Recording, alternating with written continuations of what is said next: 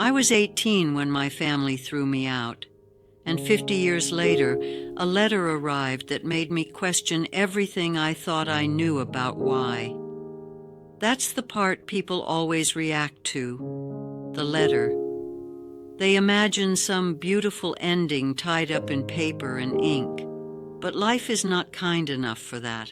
Sometimes a letter doesn't heal you. Sometimes it just tells you what should have been said when it still could have changed everything. I'm 68 years old now, and there are nights when I still wake up feeling 18. That's what people don't tell you about heartbreak that happens young. Your body gets old, your face changes, your voice changes, whole decades pass, but certain wounds, they stay exactly the same age. Mine did, for 50 years. And if you had told that terrified young woman standing in the dark with one suitcase and nowhere to go, that one day a letter would arrive carrying secrets my family buried for half a century, I wouldn't have believed you. Because by then, I thought I understood my story. I thought I knew who rejected me, who stayed silent, who let me disappear. I was wrong, and what I learned came too late to fix anything. That's what makes this story hurt, because some truths don't save you, they just make you grieve differently. I grew up in a house where love had rules, everything had rules, shoes lined by the door, dinner served on time, voices lowered when my father came home tired, curtains straight, beds made tight, nothing out of place. My father believed discipline was how you protected a family from falling apart. That's what he used to say. He was not a cruel man in the way people imagine cruel men. He worked hard. He paid bills. He fixed broken pipes himself because he hated wasting money. He taught my brother how to use tools. He once sat up all night when I had a fever as a child, pressing cool cloths to my forehead. That's the part people struggle with. Pain is easier when the people who hurt you are monsters. My father wasn't. He was a man built by fear and rules and a world that taught him there was only one right way to be, and anything outside that threatened everything. My mother was softer, quiet in that careful way some women become after years of living beside strong men. She loved through gestures, a sweater folded warm from the dryer, soup left by your bed, a hand on your shoulder when words felt dangerous. And my brother. He was older than me by 5 years. Funny, protective in small ways. The kind of brother who stole the last biscuit and then lied about it with crumbs on his face. When we were children, he made forts in the backyard and let me hide there when I didn't want to be inside. I used to think brothers stayed brothers forever. I learned later that silence can change people. But before that, before everything broke, we were a family, complicated, imperfect, ordinary, and I was a child carrying a secret I didn't know how to name. Back then, there weren't words people used where I came from, not words spoken kindly anyway. I just knew something in me felt deeply, quietly wrong in the life everyone kept insisting belonged to me. I would stand in front of mirrors and feel disconnected, like I was looking at someone wearing my face but not living inside it. I would watch girls move through the world and feel something so sharp it almost frightened me. Recognition, not imitation. Recognition. Like some part of me kept reaching toward a truth I had no permission to touch. Children notice things adults miss. My mother noticed I was different. I think she noticed long before anyone said it aloud. My father noticed too, but in him, noticing became correction. Walk straighter. Lower your voice. Don't do that with your hands. Stop crying. Be tougher. My brother noticed in a different way. He would catch my face after one of my father's lectures and sometimes say quietly, "Just don't make it worse." At the time, I thought he was protecting me. Now I know he was afraid too. That's the thing about families. Fear doesn't always shout. Sometimes it whispers itself into everyone. By 18, pretending had become exhausting. I had spent years trying to perform a version of myself that made other people comfortable, walking differently, talking differently, laughing when boys made jokes that made my stomach twist, acting in a life that felt borrowed. And inside, I was disappearing. The night everything ended began so normally that it still unsettles me. No thunder, no warning, just dinner plates on the table. My father quiet, my mother tense, my brother staring at his hands, and papers in my father's grip. Private pages, things I had written, thoughts I never meant anyone to see. My father held them like evidence. I remember the sound of the clock on the wall, ticking so loudly it felt cruel. My father looked at me and said, "Tell me this isn't true." Even now, after all these years, I remember something strange. His voice wasn't angry at first. It was frightened, as if the truth sitting in front of him was something he could still stop, if I denied it. My mother was already crying. My brother wouldn't look at me. And I understood, in one awful second, that this was the moment after which nothing would ever be the same. I could have lied. God knows I could have lied. One more performance, one more survival trick. But something in me was too tired. So I said the simplest thing I had ever said in my life. "This is who I am." Silence. My mother made a sound like grief escaping a body. My father stood so suddenly his chair scraped hard against the floor. And then I saw it. Not rage first. Panic. Real panic. A man watching the life he understood slip beyond his reach. And panic in some people becomes cruelty. He said words I still hear 50 years later. "You are no child of mine." 7 words. That's all it takes sometimes. 7 words. And the floor disappears under your life. He told me to leave. That night. No waiting, no discussion, no tomorrow. My mother stood in the hallway crying. My brother said nothing. And that silence from him cut in a way I did not understand until much later. Because brothers are supposed to say something, aren't they? Stop this, wait, don't do this, anything. But fear had reached him too. He stood there like a man already apologizing inside himself, and still said nothing. I packed with shaking hands, 1 suitcase, a few clothes, a photograph I almost took and then left behind because my hands wouldn't stop trembling. I kept waiting for my mother to stop me, for my brother to speak, for my father to soften. Nobody did. And then I was outside, 18 years old. Night air cold against my face, suitcase in my hand, home behind me, gone. That was the night I learned something terrible. Family can love you and still choose fear over you. For a long time after that, survival became my whole life.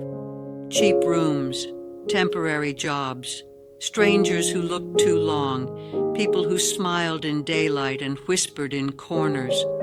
The world was not built kindly for someone like me then, and becoming myself was not some triumphant movie scene.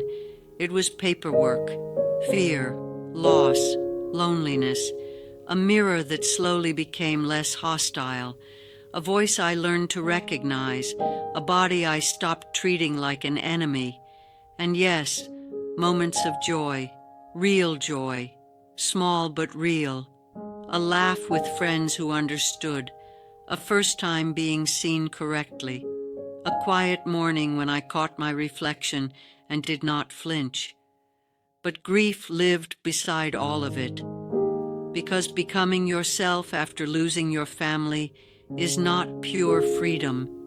It is freedom with an empty chair at the table. Years passed, then decades. I built a life from scraps, worked jobs nobody notices, paid bills, loved people, lost people, buried friends, kept going. And every now and then, usually in the middle of the night, I would think of my brother. Not my father first, my brother. Because fathers belong to authority, brothers belong to childhood. And I wondered sometimes, did he ever think of me? Did he regret that hallway? Did he tell himself I was better off forgotten? There were no answers, just silence. Silence became a habit, until one rainy Tuesday, 50 years later, a letter arrived. That's where the mystery begins. Not with the envelope itself, with the handwriting, old-fashioned, uneven, familiar enough to make my hands go cold, because some handwriting does not leave your bones, my brother's. I sat at my kitchen table staring at it, didn't open it, not at first. I made tea I didn't drink, walked around the kitchen, sat down again. At 68 years old, I was suddenly 18 in my chest, because what can possibly be inside a letter after 50 years of silence? An apology? A death notice? A mistake? A cruel joke? Hope is dangerous when you've lived long enough without it. I opened it. The first line said, "If this reaches you, I don't know if you'll read past this sentence, but I pray you do." My father was dead. Years ago. My mother too. That hit me strangely. Not like lightning. More like an empty room you suddenly realize can never be entered again. Then came the sentence that changed everything. My brother wrote, "Before Mom died, she gave me a box and made me promise I would try to find you." A box. I read that line 3 times. Inside, he said, were things she had kept, my school papers, photographs, birthday cards, and letters. Letters addressed to me, dozens of them, never sent. I stopped breathing for a moment. No, that's not dramatic. I truly did. Because in one sentence, 50 years of certainty cracked open. My mother had written to me for years and never mailed them. Why? Cowardice, fear, love, regret. My brother included one, just one. He said he didn't know if I'd want the rest. My hands shook opening it. My mother's handwriting looked smaller than I remembered. Fragile, like age had made even her words quiet. And then I read the line that broke something in me. I still call you my child when no one can hear me. There are griefs you think you have already survived, then one sentence proves you haven't. I had spent half a century believing my mother let me disappear without a thought, believing silence meant absence, believing I had not mattered enough. And there she was on paper, speaking to me in secret all those years. Too late, hidden, cowardly, but real. She wrote that she was sorry, that fear of my father had become fear of everything, that she watched me leave and wanted to run after me, that she did not, and that failure followed her the rest of her life. She wrote, "I do not ask forgiveness. I only pray you lived." Do you know what happens when anger meets something like that after 50 years? It doesn't vanish, it fractures, because hatred is simple. This was not. My father had rejected me. That truth remained. My mother had loved me and failed me. That truth remained too. And my brother? He wrote something else in that letter, something small but devastating. I should have spoken that night. I have replayed it my whole life. Suddenly the hallway had not belonged only to me. It had haunted him too. My brother asked if I would come. The box was waiting. I almost said no, but some part of me, the 18-year-old still standing in the dark, needed to know. So I went, back to the town I had avoided for half a century. Funny how places shrink when memory has made them enormous. The streets looked smaller, the house older, the paint faded, and my brother, gray-haired, bent a little, older eyes carrying younger guilt. We stood in silence for a moment, looking at each other like survivors of the same disaster. He cried first, quiet tears, no performance, just age and regret finally losing the strength to hide. He said, "I thought about finding you 100 times. Then he said the part that mattered. I was too much my father's son back then. That hurt because it was true. Inside the house, memories moved like ghosts, and then he gave me the box, ribbon around letters, birthday cards never mailed, a sweater from childhood, photographs, a toy I thought had disappeared forever, evidence, proof, that somewhere behind fear and silence my mother had kept me, not in her life, but in her heart. And maybe that is the tragedy. Sometimes people love you deeply and still fail you completely. The last letter was written months before she died. I read it alone. My brother left the room. She wrote, "If you are still alive, then I have lived with one prayer unanswered." Then came the line that undid me. "I should have opened that door and stood beside you. That is the great failure of my life." I cried then, in a way old people rarely allow themselves to cry.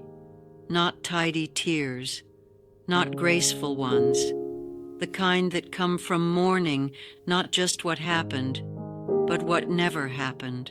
The birthdays, the phone calls, the holidays, the ordinary moments that make a life feel shared. Gone. That is what age teaches you. Some losses are not deaths. They are absences that lived beside you for decades. And no letter, no matter how beautiful, can return time. My mother was gone. My father was gone. My youth was gone. The frightened young woman with a suitcase could not be saved. But something changed that day. Not healing, not closure. Life is messier than that. Truth. That's what changed. Truth arrived 50 years late and asked me to hold it anyway. I am 68 years old now. My hands shake some mornings. My knees ache. My glasses are never where I leave them. And people call me brave. But bravery is too glamorous a word. Mostly, I just kept waking up. That was my great act. I kept waking up. And if you are carrying your own family-shaped wound, listen carefully. Some people love you and still fail you. Some people choose fear over love. Some stay silent and regret it for the rest of their lives, and none of that changes who you are.